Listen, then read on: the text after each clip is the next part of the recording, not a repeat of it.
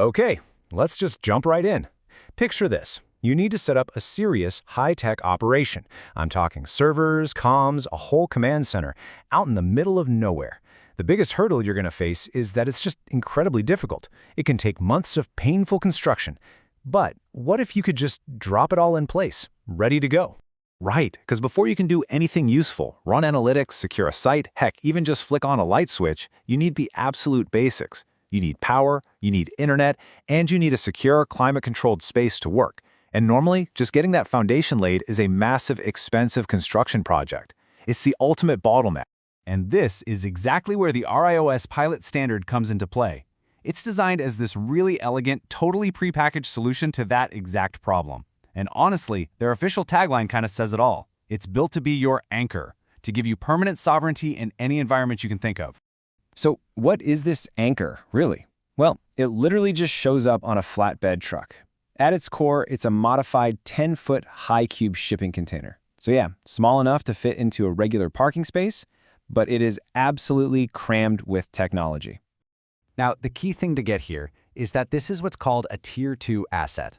And what that really means is this isn't some temporary, flimsy piece of gear you pack in and pack out. No. This is a modular micro data center and field office built for persistence. It's designed to be stationed on-site, running 24/7, 365 as a permanent hub. Okay, so let's pop the hood and break down the physical unit itself, because this is so much more than just a steel box. You really have to think of it as a purpose-built, engineered environment. It's basically a climate-controlled vault that's designed to survive the absolute harshest conditions. And this hero shot just says it all, doesn't it? The entire shell is coated in this special, heat-reflective white ceramic paint. And inside the walls and the ceiling, they're packed with R25 closed-cell spray foam insulation. Every single piece of this was chosen for maximum toughness and thermal efficiency. Now, this is where the engineering gets really clever. Those aren't just solar panels slapped on the roof. No way. They're mounted on these heavy-duty, military-grade slide-out rails. And once you deploy these wings, you literally double your solar capture area, starting from a base of 4.4 kilowatts of bifacial panels. It's brilliant. And it's just as robust on the inside.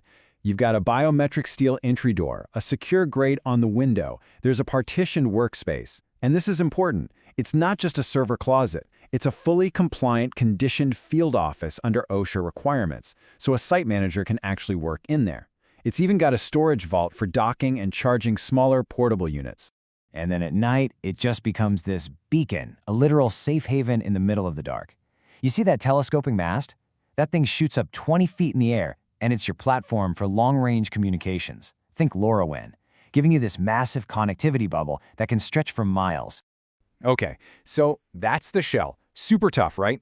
But the real magic, the real brains of the operation, is what's packed inside. This is the stuff that makes it a truly sovereign hub, completely and totally independent from any power grid. See, at the heart of all this is a grid-forming power system. And I want to be clear, this is not just a simple battery backup. We're talking a massive bank of lithium iron phosphate batteries feeding an industrial-grade hybrid inverter.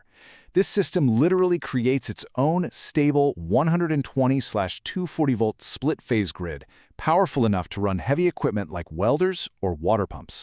And the capacity is just immense. We are talking 20 kilowatt hours of onboard battery storage. To put that in perspective, that's enough juice to run the entire system, the servers, the lights, and most importantly, the air conditioning, through 3 solid days of heavy cloud cover with zero sun.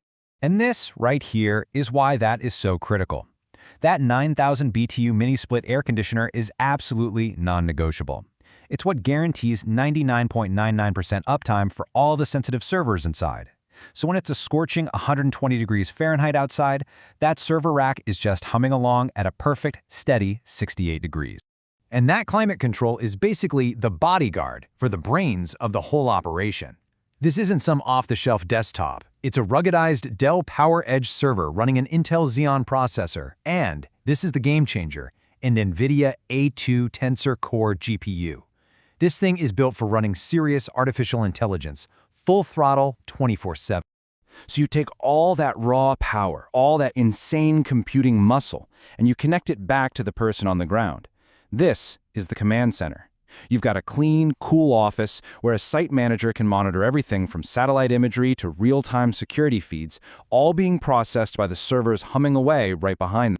All right, so we've taken it apart, we've seen what it is, now let's get to the really cool part. What does it actually do? How does this anchor become the living, breathing heart of a real-world operation? And let's be super clear about this. This unit is not just a glorified solar generator or some mobile office trailer. It is the central intelligence, the nervous system for any remote site. It's doing data aggregation, it's hosting its own local intranets, and it's automating the entire site. So, for example, in an ag tech setting, it becomes the Farm Intelligence Hub. It hosts a digital twin of the entire farm, pulling in constant data from soil sensors, and then uses its onboard AI to automatically trigger irrigation systems, all without ever needing to connect to the cloud. Or think about a humanitarian mission. It can be a rural medical outpost. It provides secure, local, offline storage for sensitive patient records. It powers critical medical gear and uses Starlink for telemedicine consults. You're basically creating a modern clinic anywhere on the planet. This image here just perfectly captures its role as the hub for all the smaller Tier 1 spoke units. It's the central power station and the main data aggregator. Field teams can go out, gather intel, and then come back to the mothership to upload all that data to the central server for some heavy-duty analysis. Okay, last but not least, let's talk about the value proposition, the money. Because this is being positioned in a very specific way. We are not talking about a construction cost here. We're talking about a piece of capital equipment. Think of it as digital real estate. And when you stack it up against what people think are the alternatives, it's not even a fair fight. A solar trailer? That just gives you a bit of power and connectivity. A modular office? That's just an empty shell that you still have to power and equip. The RIOS unit is the whole shebang. A fully integrated sovereign hub with server-grade computing, massive power, and active cooling, all in one box. All right, so the price tag is $78,500. And yeah, you might look at that number and think it's high compared to an empty box, but that's totally the wrong way to look at it. The real value is in what it replaces. And this right here is the core argument. This is the whole ballgame. You're not buying a container.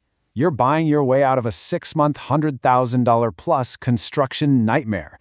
It's an asset you can depreciate immediately, and when the job's over, you just pick it up and move it to the next site. It's a total game changer. Which really brings us full circle, back to that first idea. This technology makes it possible to deploy a fully operational, intelligent command center anywhere you can imagine and have it up and running tomorrow.